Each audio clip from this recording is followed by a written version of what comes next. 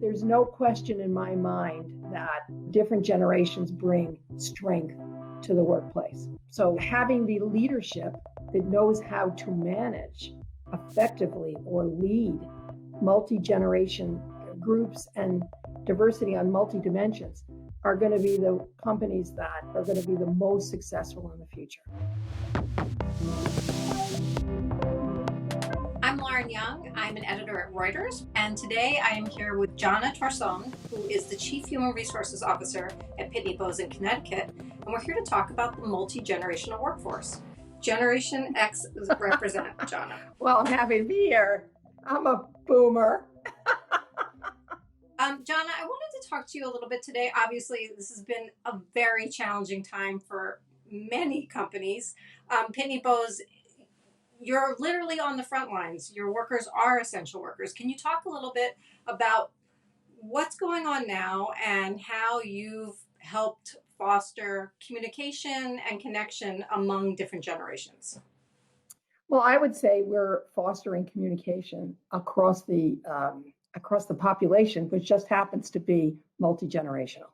And so what we see is, we have our largest contingent of millennials, but beyond that, everybody is equally represented. So it's a pretty strong multi-generational workforce. Now, what we've got our essential workers, about 7,000 of them that are on the sites. And then we have our 7,000 or so, or I would say 5,000 or so office workers that are working from home. And so what we have done is we have got all kinds of communication that's going on with for those site workers. We work through both our leaders there, our managers, our frontline, and we have what we call change champions that are built into the workplace that are helpful to us whenever we have things that are going on that we need their help.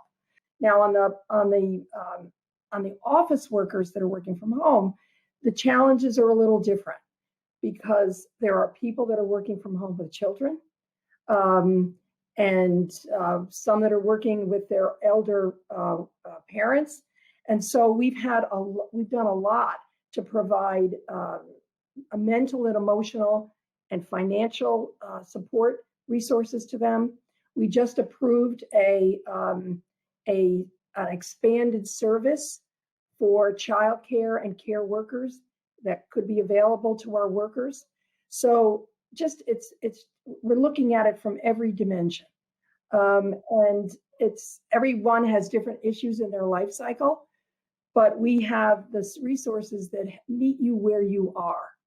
And what's interesting is we've done a series of surveys with our employees, and the first round of surveys that went out in June, people came back mostly when we asked them to say how they were feeling, it mostly came out good. Now it's more uncertain because they are uncertain about what's going to happen. And when is this virus going to get under control? What's going to happen? Are their children going back to school? Are there family members that have been out of work? Are they going to be able to go back to work? What does that mean for myself? If you think about it from a work perspective, you've got those that are looking towards their retirement. How's that affecting my retirement income, my retirement perspective? For young people, it's, am I going to have opportunities foreclosed to me because of the restricted work environment out there? So there are different things that affect different generations in their life cycle of work and life. And this affects them in wholly different ways. Do you think that things will be very, very different when life turns to normal for people of different generations? Do you think younger workers will just expect the flexibility, and stereotyping older workers, more mature workers, will want to go back to the office? Actually, when we asked people if they wanted to come back, their biggest concern was their health and the health of their families. But they also love the idea that they had more control over what they considered to be wasted time, like spending time commuting, and that gave them back time, whether they were younger or older. I would say this, that I think that will it change? I think that it will change. Uh, there will be a need for an office. What you use that office for may evolve. I think more of our employees, at least the feedback we've gotten through the survey so far, like the idea of having the ability to go back and be in the office for a certain number of days, but then have the flexibility to work from home if there's no real reason for them to be in the office, and they can do it in the way they've been doing it for the last several months. I was going to say, if you had to look deep inside, I'm curious, when you're thinking about workers of all ages right now, what gives you hope? What have you seen across the multi-generational workforce in these crazy times that inspires you? I think it's that they bring to each generation in a way, and again, I hasten that I don't want to be too stereotypic, but they bring their own skills that have been formed by the environment that they were in as they got formed. And so those skills that are natural to one generation might be less so to the other. I have millennial, well, they're kind of on the cusp between, between generations. My kids are in their late 30s, and I have 3 grandchildren. And I've spent a lot of time with them and their friends at each stage of their life. And they have taught me so much about thinking about the world and through their eyes that has helped me be a better leader. And I think, and I watch some of our younger people coming into the workplace. And of course, they bring, as we all say, stereotypically, they bring a different level of understanding about technology and how they work. But they also are hungry. They're so used to this, operating on their phones, even using their phones with people right next to them.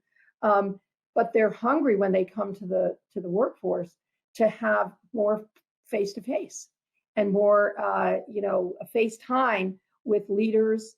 And they're hungry for advice. They're hungry for feedback. And so what do the older generations provide? They provide the wisdom of years. I mean, Pitney Bowes years ago, we sponsored a research at Wharton on the business case for diversity. Now, they didn't just look at diversity as gender or race. They looked at diversity multidimensionally, not just the observable characteristics, but the ones you can't see, your religion, your style, your age, whatever it is. And they created heterogeneous groups and homogeneous groups, and they gave them work problems. And what they invariably found was that the homogeneous group came maybe to a quicker resolution, not as good. Those that worked through it with the right kind of leadership and openness ended up invariably with better and more innovative solutions. So, and that research, which was in the 90s, has been built on, and that the case has been continually made. And it's also a question of groupthink. So I think that there's no question in my mind that, different generations bring strength to the workplace. And I think we're going to continue to see it as a reality. Having the leadership that knows how to manage effectively or lead multi-generation groups and diversity on multi-dimensions are going to be the companies that I think are going to be the most successful in the future, because that is reality. Diversity is not, it's a reality. It's not something that you can walk away from. It is in your workplace, perhaps more so in your workplace than in any other place that you operate in. I mean, we still have many areas of our world that is segregated on many dimensions. But in the workplace, it's all there. It's all there. And I want to thank you so much for taking the time to talk to us, Jana. And I hope that we will get to continue this conversation in the future. For now, I'm Lauren Young. This is Reuters, and we will be back. Stay safe, stay sane, and stay sanitized.